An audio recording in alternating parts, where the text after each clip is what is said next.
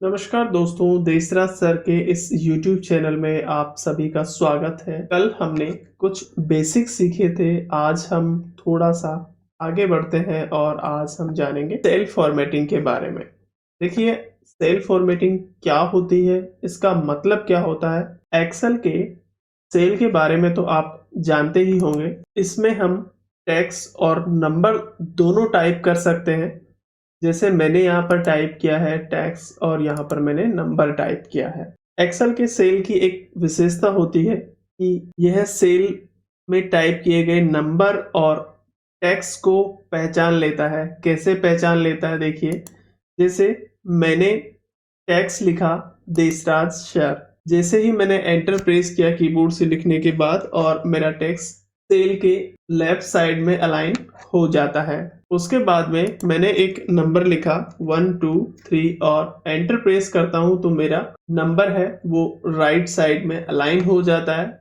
Mean कहने का यह है कि जब भी हम टेक्स्ट लिखते हैं सेल के अंदर, तो टेक्स्ट है वो लेफ्ट साइड में शो होता है सेल के, और जो नंबर होता है वो सेल के राइट साइड में शो होता है। अब इसके आगे भी कई सारी चीजें होती है। इसमें टेक्स्ट तो है ही, लेकिन नंबर में भी कई सारी चीजें होती है। जैसे यहाँ पर मैंने 1 2 3 लिखा, तो देखिएगा इस नंबर के अंदर जो मेरा नंबर है वो एक करेंसी भी हो सकती है, नंबर डेट भी हो सकती है, या फिर ये नंबर टाइम भी हो सकता है।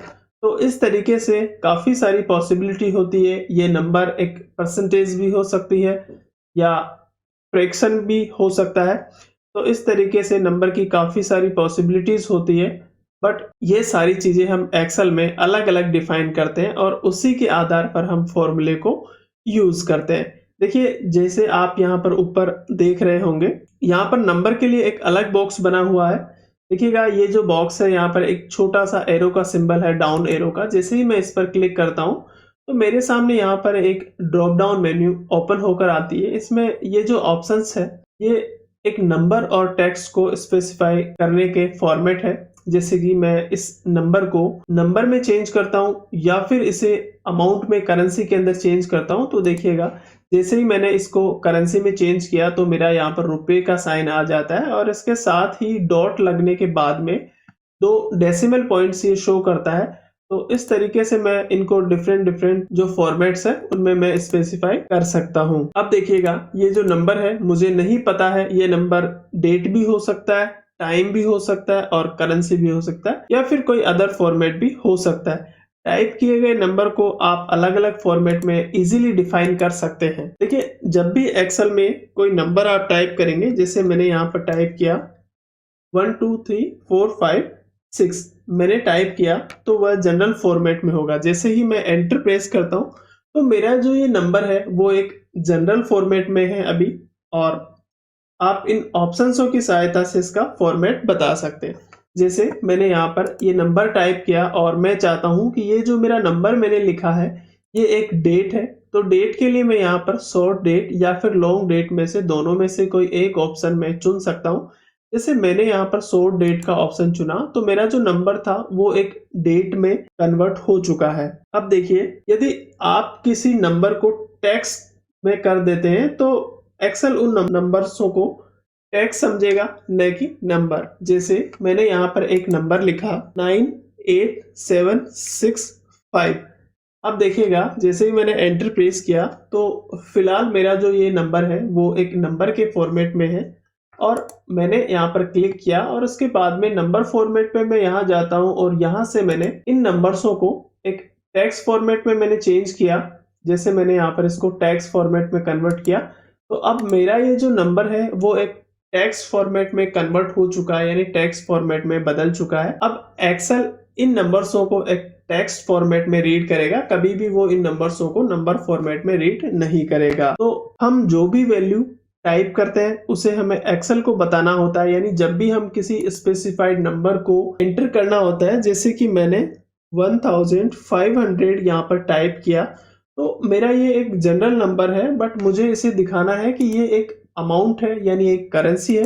तो उसके लिए मुझे यहाँ पर करेंसी का फॉर्मेट चेंज करना पड़ेगा। यानी जैसे ही मैंने एक्सेल को शो किया कि ये एक करेंसी है, तो उसके पहले एक सिंबल शो होता है और ये जो मेरा अमाउंट था, जो मैंने टाइप किया था नंबर, वो अब एक करेंसी में चेंज हो चुका है। अब देखिए थोड़ा सा यहाँ पर हम देख लेंगे।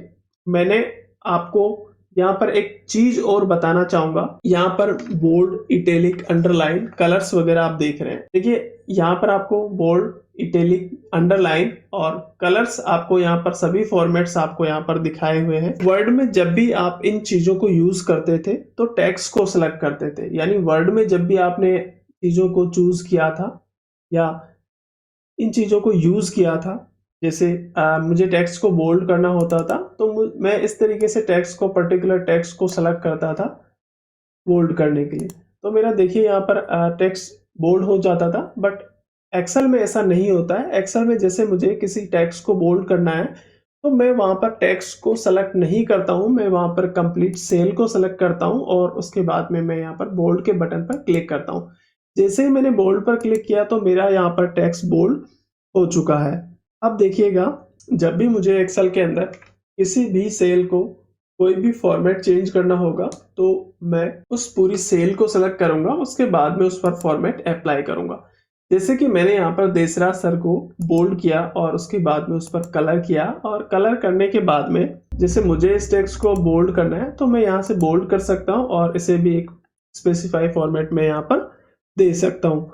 जैसे इसके साथ ही देखिएगा यहाँ पर मुझे एक और ऑप्शन देखने को मिलता है, फॉर्मेट पेंटर। देखिए फॉर्मेट पेंटर का मीन क्या होता है, ये कैसे काम करता है, इसके बारे में जानते हैं। देखिए फॉर्मेट पेंटर एक ऑप्शन होता है जो कि एक टेक्स्ट या फिर एक नंबर पर जो जो फॉर्मेटिंग्स हमने अप्लाई की है, यानी जो जो विशेषताएं उस टेक्स्ट के अंदर अप्लाई है, वो किसी दूसरे टेक्स्ट पर लगाने के लिए हम फॉर्मेट पेंटर का यूज करते हैं। जैसे सपोज कीजिए मैंने इस टेक्स्ट को सेलेक्ट किया और इस पर कलर करके मैंने इस टेक्स्ट को बोल्ड किया। इसके साथ ही मैं इसका फॉन्ट साइज इंक्रीज कर देता हूँ। मैं इसका फॉन्ट साइज 18 कर देता हूँ। जैसे मैंने यहाँ पे इसका फॉन्ट साइज 18 किया, अब इसी टेक्स्ट की फॉर्मेटिंग मैं किसी अनदर टेक्स्ट पर लगाना चाहता हूँ, तो सबसे पहले मैं फॉर्मेट पेंटर की सहायता से इस टेक्स्ट को फॉर्मेटिंग को कॉपी करूंगा। उसके बाद में मैं यहाँ पर क्लिक करूंगा। जैसे ही मैं क्लिक करता हूँ तो मेरी ये जो अमाउंट था, राशि थी, उसका सेम फॉर्मेटिंग इससे हो जाएगी। अब देखिएगा यहाँ पर मैंने रेड कलर किया था, मेरा red colour as it is यहाँ पर कॉपी हो चुका है। इसके साथ ही इस टेक्स्ट पर मैंने बोल्ड जो फॉर्मेटिंग है वो अप्लाई की थी, वो भी यहाँ पर मेरी अप्लाई हो चुकी है। इसके साथ ही थर्ड जो मेरी यहाँ पर फॉर्मेटिंग थी, वो मैंने इस टेक्स्ट का फॉन्ट साइज 18 किया था, यानी 18 मैंने इस फॉन्ट का साइज किया था, जो कि मेरी यहाँ पर हो चुकी है। तो इस तरीके से किसी भी टेक्स्ट की विशेषताओं को दूसरे टेक्स्ट पर अप्लाई करने के लिए हम फॉर्मेट पेंटर का यूज करते हैं। तो आप भी अपने टेक्स्ट को क्रिएटिव बनाने के लिए फॉर्मेट पेंटर का यूज कर सकते हैं। चलिए दोस्तों, आज के लिए बस इतना ही। फिर मिलते हैं अगले वीडियो में।